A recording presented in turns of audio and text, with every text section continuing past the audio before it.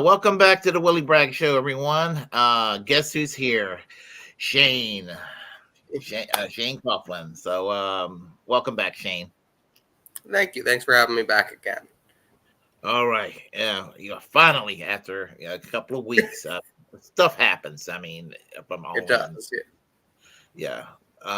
So anyway, we're going to continue our discussion on MMT because we're kind of lacking on time the last time round. My fault on my end because I go to work at a graveyard shift, so I usually do the show before I go to work at night. Okay, so before we get started, why don't I kind of just remind the audience of some of the core tenets of MMT? So, and I'll do this specifically in the context of the United States. I mean, it applies across the board, but we don't want to get too complicated. So, the United States is a currency issuing government, which means Article 1, Section 8 of the Constitution, we mint our own coin. That's what Article 1, Section 8 says. By law, we create our own money.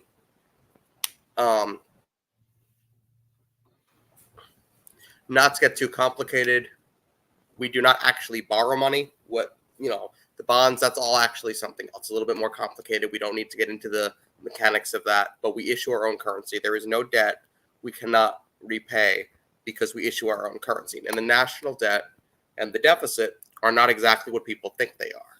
So people hear the word deficit and they get freaked out. Oh my God, we owe, I'll just throw out a random number, $5 million this year in the deficit. So that's not exactly what people think it is. So if I'm the government and I spend $10 into the economy and I tax back $8, I've left $2 in the private sector. Just to keep it simple, we'll do the two sectors. So I've taxed back $8. I've left $2. Then a -8 is recorded on one side of the ledger, the government's ledger. On the other side, we have a +2 for the private sector. The government's red ink of the -8 is the private sector's black ink. If the government is not in debt or deficit, the private sector will be the one in debt. As we saw during the 2008 financial crisis, this is because Bill Clinton tried to reduce the deficit to near zero, and he came very close to doing that. What happens when you do that is you drain money out of the private sector. You don't want to do that. The government has to be in the red for us to be in the black. So, in other words, when the government is in debt, that's it has the effect that the economy is doing well. In other words, or the health of an economy based on the debt of the government. Yes, to an extent, yes. Okay.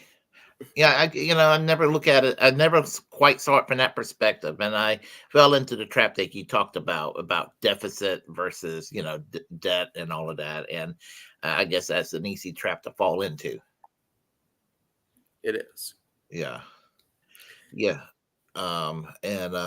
Regarding so you want as long as we're controlling the currency and issuing the currency, we can theoretically, we can't basically collapse our economy on what people are considering printing of money. Right. The way that they worded it sounds like, oh, we're headed toward a Weimar Republic or something like that. No, and we're really not. There are nuances. You don't want to just spend like a drunken sailor and do all kinds of crazy programs, because some people will say, well, MMTers just want to spend. That's not the case. Right now, I happen to think the deficit is too small, for sure. I don't think we're spending on enough social programs, things like that, healthcare, education, jobs. We're not spending enough on that. But you can't an MMT is not going to say, go do Medicare for all, free college, all at the same time. You have to have some kind of space in between. Otherwise, it will be inflationary, or we won't have the resources to do so, because it's not just about money. Money is never the constraint. The constraint is resources. Okay, I'm thinking about this. It just gives me a thought.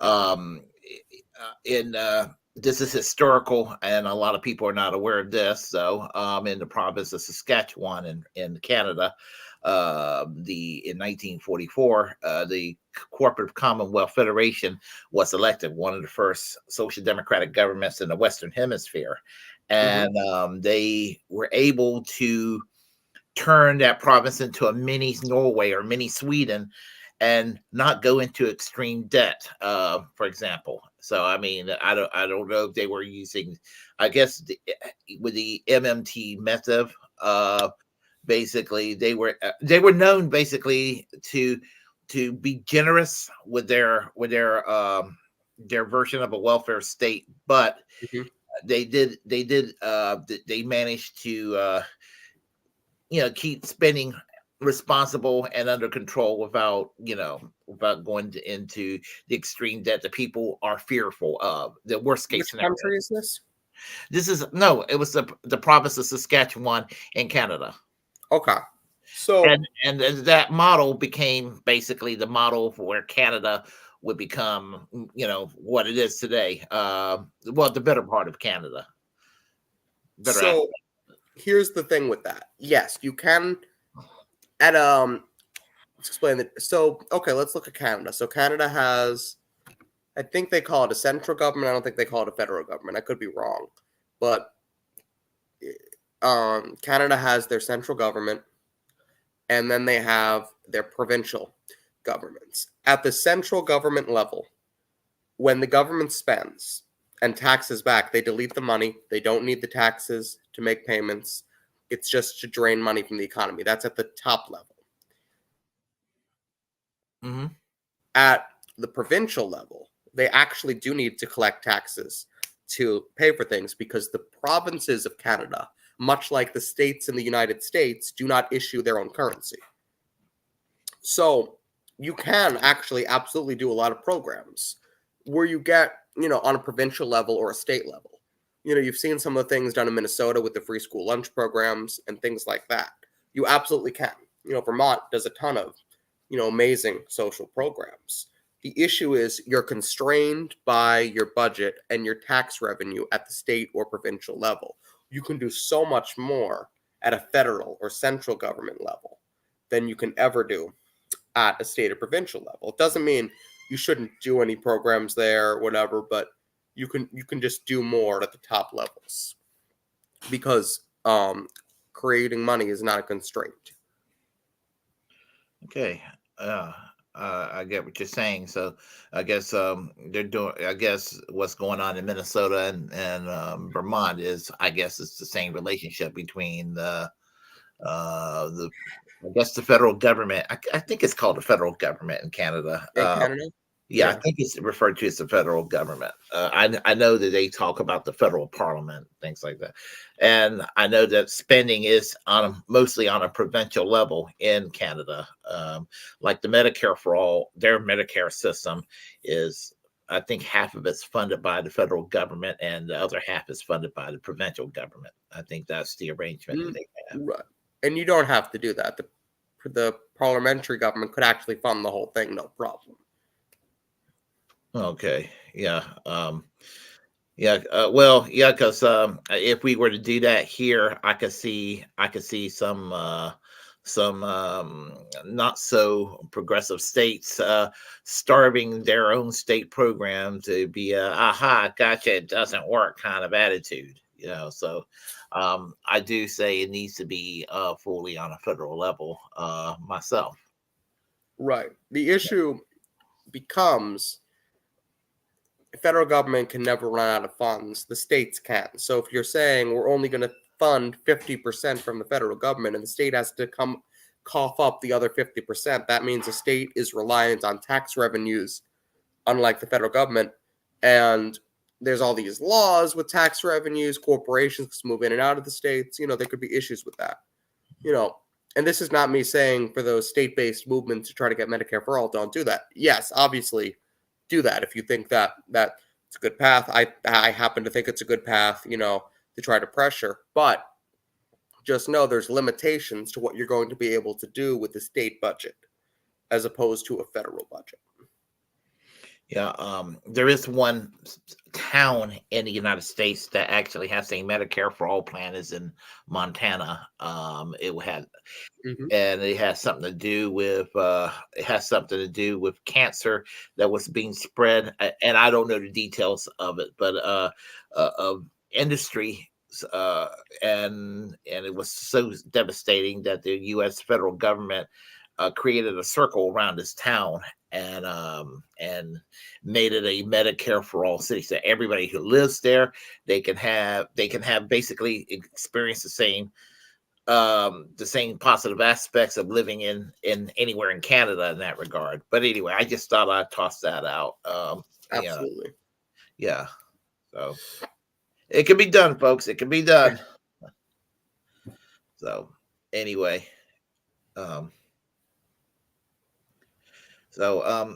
yeah. And it's just a matter of just trying to convince the American people and educate the American people about this sort of thing. I don't know if I mentioned this to you. I know I mentioned this to a few other folks.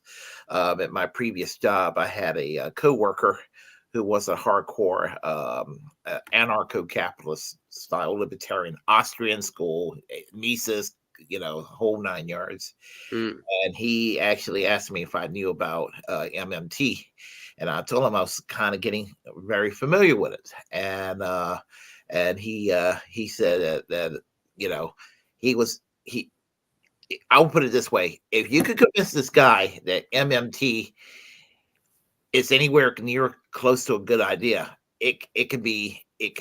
we can actually convince a lot of Americans of it, because this guy is like hardcore anarcho-capitalist style libertarian. I mean, and if he's convinced about this, or if he could be within proximity of being ready to go on board, even though he's not fully committed to it, then I think it's just a matter of having the right PR to tell people about it and convince them to make the case for it. Absolutely. No. Here's the thing that people have to understand. MMT has two pieces. There's a descriptive half and a prescriptive half. So not a half, but MMT is not political. It only advocates for one policy. So MMT explains what I would call monetary operations. How does everything work? How does the bond market work? How does the currency get spent? What is the purpose of taxation? It explains how money is created, all of that. And in explaining what we've been doing for a very long time. And people say, well, we were on a gold standard before the 1930s. Yes, we were. And MMT explains how that worked too, and how that limited us and constrained how much money we're able to spend. Because when your money is tied to gold, you can only spend based upon how much gold is there that it's tied to. We don't want to go on a gold standard. For those think, the dollar is going to be devalued and it's not backed by. If we go on a gold standard, we're going to have to cut everything. And the second thing is, and Warren Mosler likes to say this. He's the father of MMT. I've heard him say in an interview before. Where would you like to invade to get the gold? I've heard him say that in an interview. It's true. No, it's mushroom. But it just explains how things already work. That piece. The second piece is MMT says, just to explain, taxes are there to create a demand for the currency. We don't tax because we need revenues, at least on the federal level. We tax because we want you to use our dollar. And if we are the government and we're taxing and you're forced to pay taxes and it's coercive, and you're going to go to jail if you don't pay your taxes. We can spend money to build roads as the government. We can spend our money. Otherwise, it's worthless pieces of litter, in a sense. So now MMT's prescriptive half says, okay, now that the government is forcing you to pay taxes, now you have to get a job in a currency, that pays in a currency that you're able to pay your taxes. Okay, fine. Some people are going to work for the government. The private sector is going to create some jobs as well, and they're going to sell to the people who work for the government. Of course, it's more complicated than that. What happens? We have unemployment. Now, because you have to pay taxes, unemployment is created. So, if we look at it like this, the government is responsible for creating unemployment. So, therefore, MMT says the government should fix this by offering a federal job guarantee, a job to anyone who wants it. If you create unemployment, you should have to solve the problem. And as you've said previously in your shows, it's actually a law that we don't have unemployment, right? Exactly. The Humphrey-Hawkins Act is, I think it's called the Full Employment. It's the Humphrey-Hawkins Full Employment Act, and I think it came out in 1977 or 1978. Mm-hmm. Yes, and so we're and theoretically, unemployment shouldn't be there should not be such a thing as unemployment in this country. People talk about enforcing the laws we have. You hear a lot of conservatives will say that. Well, here's a law that needs to be enforced. Make sure that everybody who wants a job has a job, and job that pays a living wage, of course. Yes. That's going to definitely be, and if you can't find a job in the public sector will find you a job, but a job should be a right. I will even go as far as saying a job should be a constitutional right. Absolutely. Yeah. And MMT advocates for a federal jobs program, a federal job guarantee. And the idea behind that is, well, there's variations on the federal job guarantee, but the core tenet is that you're able to get a job in the public sector hired by the government if you're unemployed. No questions asked. You go down to the employment office rather than the unemployment office. They would set you up with a job. There's debates between the different economists. What should the wage be? Should it be higher? Should it be lower? Whatever. Those are nuances that would be worked out, if we were to try to get this program. But that's the core tenet. And the idea is the private sector does not like to employ people that are not working.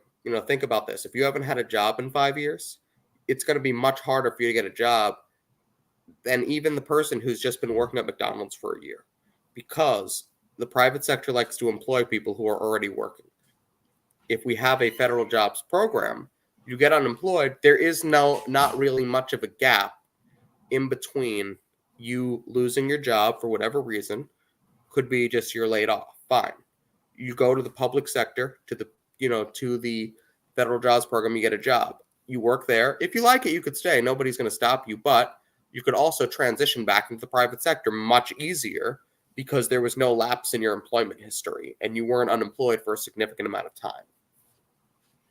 Yeah, and it was solved this stupid culture war section about a question about welfare and all this, what have you. And some people will make fun of this a shovel project job or what have you. I mean, I don't care if it's a shovel project job. I do think that everybody's entitled to a job, and I just want to make a clarification. It's the Humphrey-Hawkins Full Employment Act, that's known as informally. The official name of the legislation is the Full Employment and Balanced Growth Act. That's the actual name of the legislation that passed in 1978. But it's nicknamed Humphrey-Hawkins, and sometimes it's referred to as Humphrey-Hawkins for people like myself who argue for such positions. Absolutely. Yeah. So yeah. And I'm sure we have people in our government today that are not even aware of that law. Oh, absolutely. Yeah. Nature of the beast. Yeah. So let's see. I'm trying to think. So regarding this, as I said, as we're both saying this, that spending on needed things, not being crazy. Because I mean, with the politics I have, a lot of people say, "How can we can afford this?" And they think that everything I advocate is pie in the sky. And what I advocate is living wage job, health care, free college, the basics that gives people an equal playing field, and that's what we need in the economy. But we have a Overton window that conflates equality of opportunity as equality of outcome, and you know, just simple propaganda is sometimes the hardest to fight. So It is. And it's much easier for politicians to fearmonger about the debt and the deficit, and rile up their bases, get them to come out and vote for, I'm going to balance the budget or whatever nonsense they've come up with there. When you balance the budget on a federal level, you destroy the private sector. It was done in the 2000s. Bill Clinton, he bragged about the deficit falling near to zero, and look what happened. We had a crash that followed several years later. I've always thought that getting rid of the what's it called, the Glass-Steagall Act, had a lot to do with this too. That did too. Yes, there were many different factors. It was the deregulation of the banks. It was causing the deficit to fall near zero because the private sector is when the government spends and they're in deficit, the private sector is in surplus. So when the government is in surplus, it would stand to reason that the private sector would be in deficit. So people were spending more than their income. They were taking out all these loans, and we had all this crazy deregulation with the banks. And because people were spending more than their incomes and all this was happening, and of course, it's more complicated than that, we had a crash. Everything came collapsing. And this was actually a global crash because with the banks at least, but it was devastating. And a lot of people talk about prosecuting the bankers. Fine, we can do that, but that doesn't solve the problem that allowed the bankers to do all of that in the first place, which was removing Glass-Steagall. Because you can prosecute all the bankers you want, it's not going to do us any good unless we do that and we bring back Glass-Steagall. Frank Dodd was nowhere near strong enough financial regulation by the Obama administration. It needed to be a lot more tight. And the Consumer Financial Protection Bureau, that's a good help, I guess, to help consumers. Frank Dodd was okay, I guess, but that's pretty much all that was done after that crisis. It's not enough. No, it's never enough for these politicians. They half-ass everything because they're all bought and paid for. So, and that's once again in the nature of the beast right there. And all. So, yeah. So anyway, what next point do you have about this? Because as I said, we need to learn more. So there was an article that came out, and I sent it to you. Could we pull that up real quick? There's a lot of misinformation going around about MMT.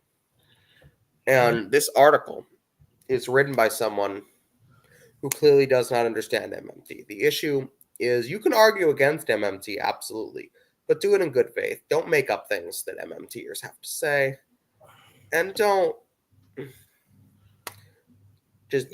Let me get that article. Straw man argument people, because it's just no, just don't do that, okay? And that's what this author here did. If we could pull this up, I just want to look at a couple of sections of this. I got it on my other computer. I forgot to get it up on this one here, but it'll take a second. No problem. It'll take a second. All right, come on. Let's see. Come on. All right. That little column on the side is very thin on this new computer here. Okay. Okay, I think I found it. Yep, I found it. Let's see. Before we look into that, I just want to, if that's okay, I just want to share something really quickly. A clip here. So, Okay. how much our economic, so this is a clip here of.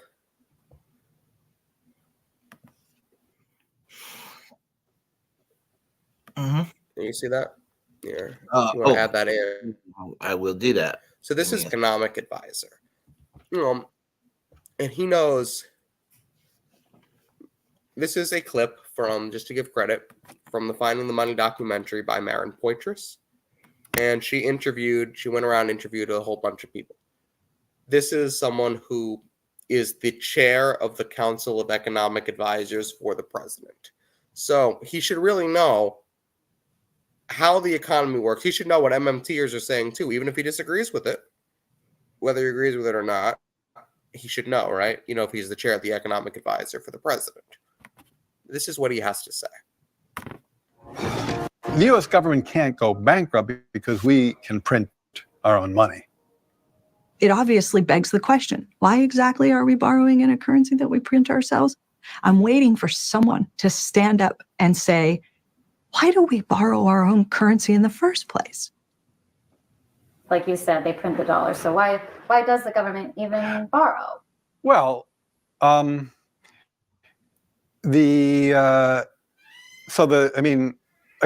some of this stuff gets, some of the language that some of the language and concepts are just confusing. I mean, the government definitely prints money, and it definitely lends that money, which is why the government definitely prints money, and then it lends that money by selling bonds. Is that what they do? They sell bonds. Yeah, they sell bonds, right? Because they sell bonds and people buy the bonds and lend them the money. Yeah. So a lot of times, at least to my ear with MMT, the language and the concepts can be kind of unnecessarily confusing, but there is no question that the government prints money and then it uses that money to I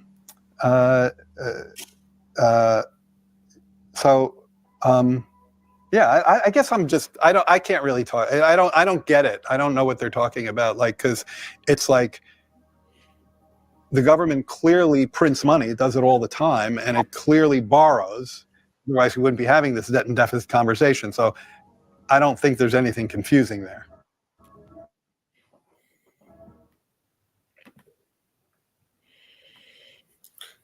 Yep. So that is the the chair of the economic advisors for the president.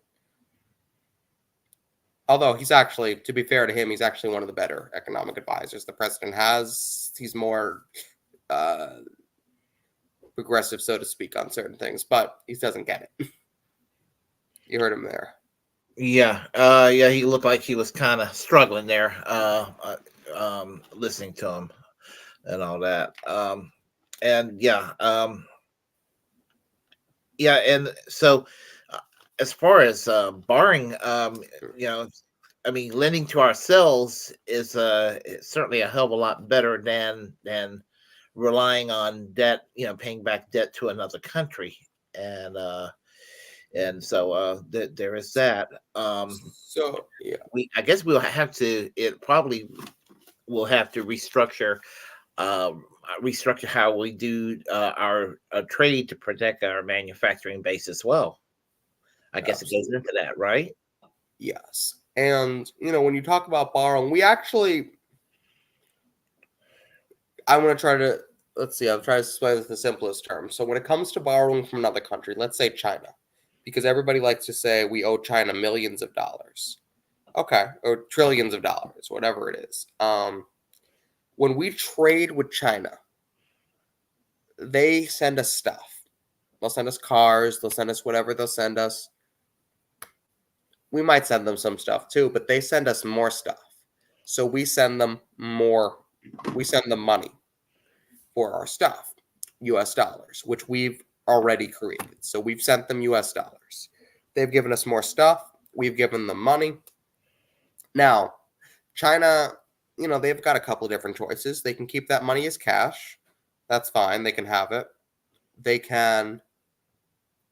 get an account at the Federal Reserve, which is our central bank.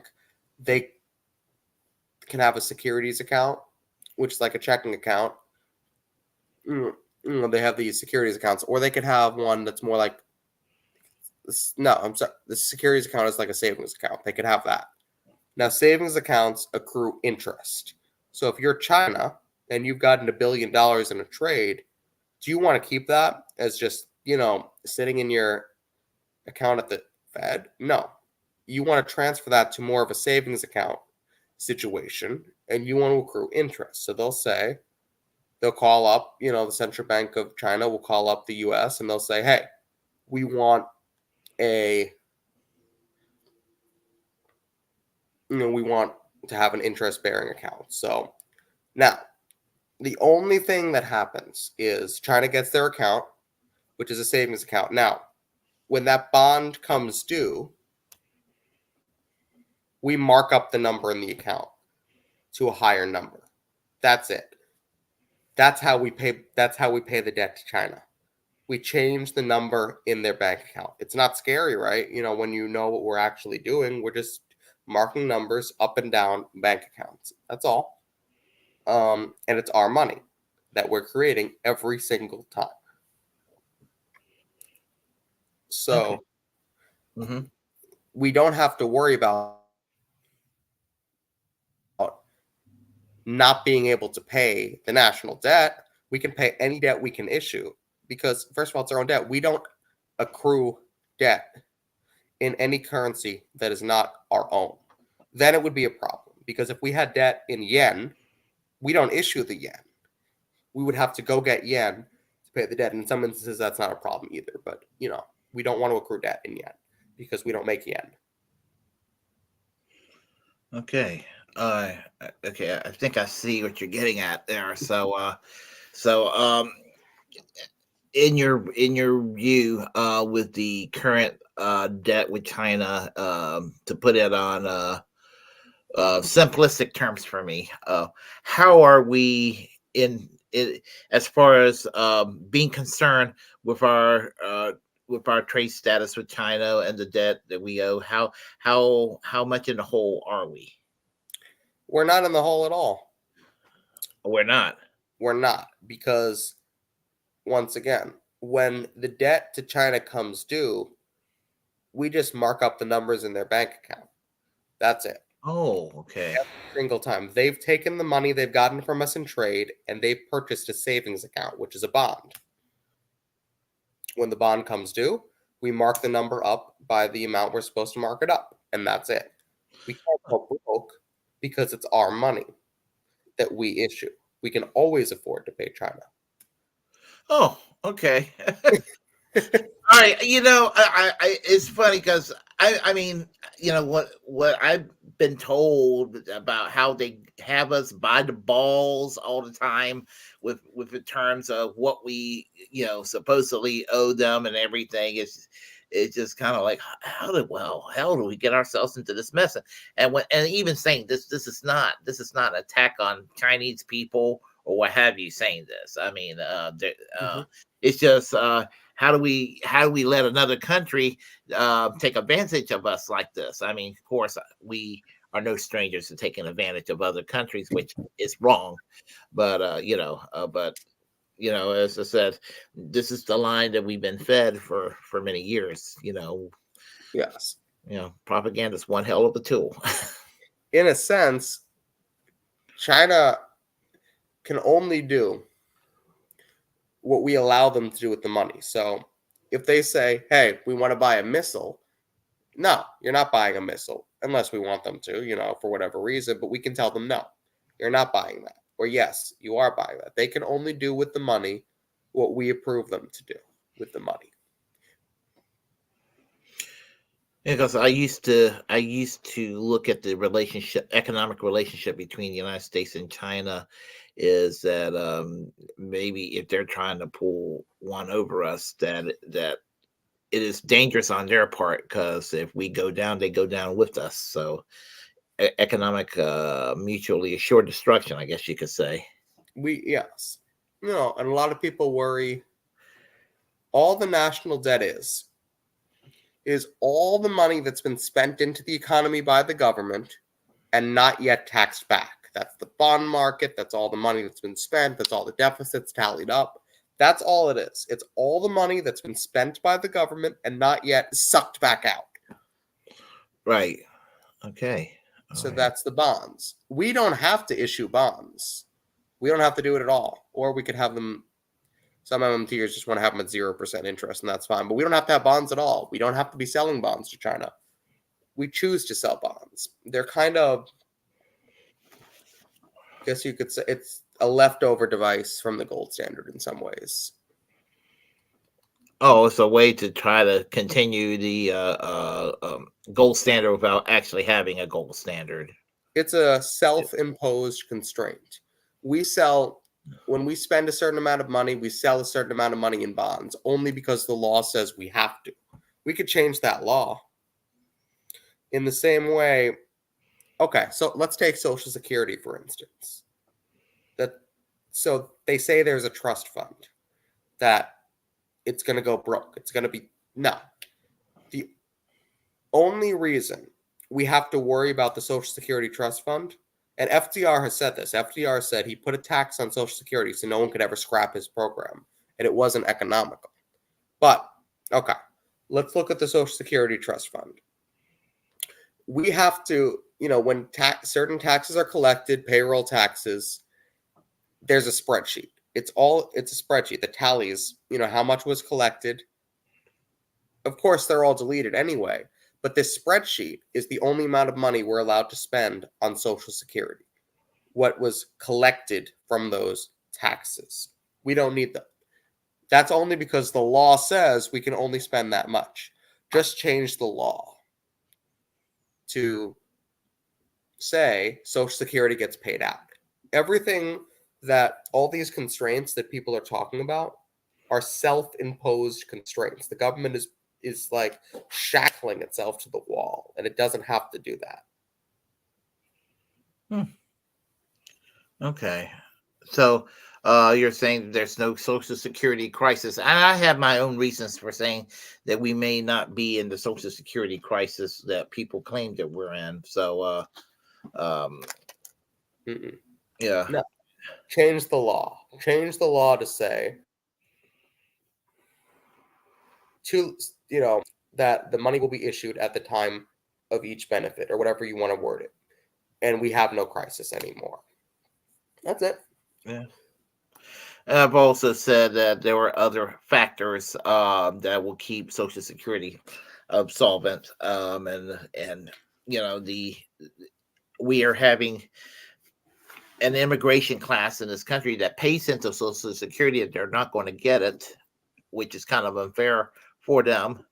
And there are things like I think that there's also the cultural aspect of people, younger people, not taking care of themselves health wise the way that the older generation did, and a lot of them are going to be dying off. So there is no looks like Social Security is more solvent than we think. And then and what you had to say there earlier too. So okay, I'm thinking this out loudly because I'm going to start trying to draw my Social Security at 62. So that's the thing, and I'm not that far away at the age of 55. Yeah. So the other thing, there's the only policy MMT advocates for, as I said, is the job guarantee. But MMT economists and MMTers, themselves will draw their own conclusions and advocate for certain policies based on the knowledge that they have from MMT. So, for example, Warren Mosler, who I brought up before, he advocates for something called a payroll tax holiday, a full payroll tax holiday. So, when you get your paycheck and you see FICA on your Yes. paycheck. Yes. So he advocates to eliminate that, the FICA tax, and have a full payroll tax holiday. The businesses wouldn't pay anything, their portion, and the workers wouldn't pay anything, their portion. And then you just pay out the Social Security benefits by changing the law. You eliminate that tax because the tax isn't funding it anyway, or that tax payment is not funding Social Security in the first place. So why should we be taking a portion of our workers' paychecks, and why should we be taking extra money from businesses, especially the smaller businesses, that we don't have to take in order to pay for something? Just eliminate it. Oh. It's Okay. a stimulus. Well, I guess that's the way to look at it as a sort of a stimulus. And I remember, I don't know if this makes any sense, but I remember we're thinking about COVID, that the stimulus checks that we have, and I'm remembering it was like a reverse tax cut. It was that's the way I was sort of looking at it. It was like more like a tax rebate of sorts. Mm-hmm. And there were people that were upset over it. Yeah. Some of the MMT economists were not in favor of the stimulus checks, and some were, because they'll say, we don't want to do any kind of UBI for whatever reason, and it depends. But as a temporary measure, most of them were okay, saying, yes, give people checks throughout the pandemic, as a temporary measure, no problem. But they'll say we need a federal job guarantee, and we need what I like to call universal basic services. Right before we talk about universal basic income, and you've heard you'll hear some MMT activists say that. I think you've seen, but you'll hear some MMT activists say universal basic services, food, energy, shelter, things like that. Those are services. You can give somebody $1,200 a month, like Andrew Yang had proposed. It's not necessarily going to solve the problem of the lack of services. Yep. I mean, it was better than doing nothing, but it's the UBI. If one is going to support UBI, there's got to be other things in there that's that will make that particular approach works, because just giving somebody a paycheck is not going to solve things. So some people are not going to be wise with it. So I see what you're saying there. So yes. And there's go ahead. No, I would just I'm done there. So you go ahead. I was just gonna say, and there's other issues and benefits to the UBI and to the federal job guarantee. If we could talk after the show. I have an idea for you, but I think it'd be an interesting topic for future show. Some kind of panel on the UBI and the federal job guarantee versus and what the benefits and stuff are. Okay. We need to change the system with programs like Universal. In the chat right there, we need to change the system with programs like Universal Basic Services from Desert Mantis. Yes. There we go. All right. Okay. Let's see here. Let's see. Probably another couple of minutes before I have to go and go to work, because also I have to talk to you after the show as well. So okay. What's the next point here? I was gonna say we should take a look at that article for the misinformation. Maybe I should come back again and do that since we're running out of time. We could do it now, or we could do it. I mean, I got it here with me, so it was just on my other computer. I don't think we probably don't have time now. I didn't realize how much time we were. Okay. Well, okay. Well, I'll tell you what. If we do, we can do another. We could do another appearance. Maybe even next week. This All time. right. Yeah. Yeah. Well, yeah, here's the thing. My computer's working again. I was having some tech issues with the computer and with the internet, with the internet, outdated modem and outdated router and all of that. So, um, so, and things came up on your end, things came up on my end. Mhm. So, shit happens. But yeah, so if you like, today's Thursday. We can agree on another day to continue this discussion here, and all of that. So, and Absolutely. absolutely.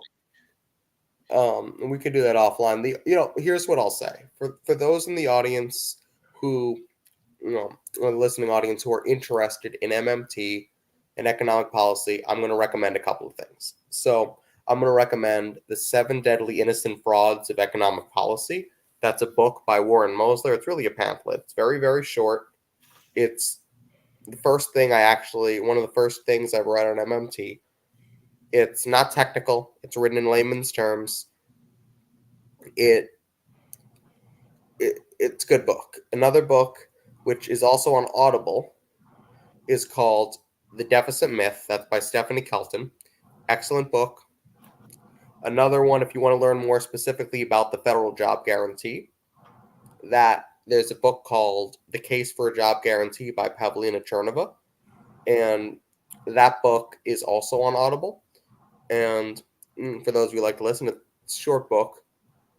Great book. And then, there's a number of other books. Modern Money by Randall Wray. Another book I think that came out called I think it's called Modern Monetary Theory by Dirk Entz. And then someone, I don't know, Willie, if you've been on live with Joe Firestone before, he's got 7 books. I was on one show with Around the World with D and Friends with him. You were? Okay. Yeah. So for those of you, he's got 7 books on MMT and trade, but as much, love Joe, love his books, do not start with that book. It is very technical for something. And I highly recommend that. And then there's a movie, Finding the Money. If you're more of a documentary person, relatively short, great movie. And these are just things you can use to learn more about MMT. And then, of course, there's the website for the organization I'm affiliated with, understandingmmt.org. I'll send you these resources, Willie, offline if you want to put them in the description for people. Sure thing. Absolutely. And on my links on my page, I do have a link for Understanding Monetary Theory, the website. So they can always go to that too. Appreciate it. Yeah. So, all right. So, thank you for coming on the show. We will continue this discussion. See, it's getting kind of time, and I need to talk to you after the show real briefly. So everybody, thank you for coming on the Willy Bragg Show. We're going to have Shane back here. Always a pleasure to have him here. I will say that if you like what you heard, please press like and comment any way you should disagree with what I have to say. Feel free to share the content on this channel. As a First Amendment absolutist, it's my duty to inform you to create your own platform and utilize it as we're the muckrakers of our time. Subscribe to the Willy Bragg Show on all my platforms, and to remember, free and pardon Ed Snowden, fully pardon Julian Assange, free health care for all, free Palestine, and free speech. And see y'all next time.